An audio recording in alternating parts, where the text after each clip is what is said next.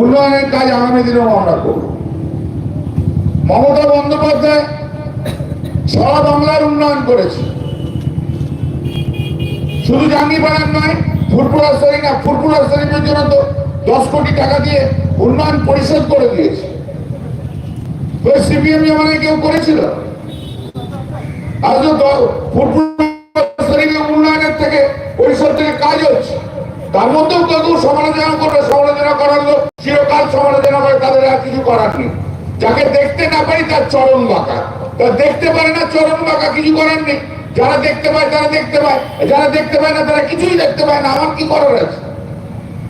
যা করার আমরা কাজ করেছি, এগুলো কিন্তু হয়নি আগে।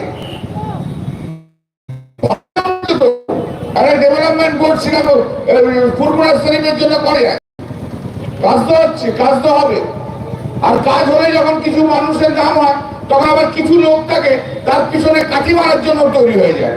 মার কাঠি, মার মার মার কাঠি, মার মার মার, উঠছে গেল, মার, পদল টান, পদল টান। আরে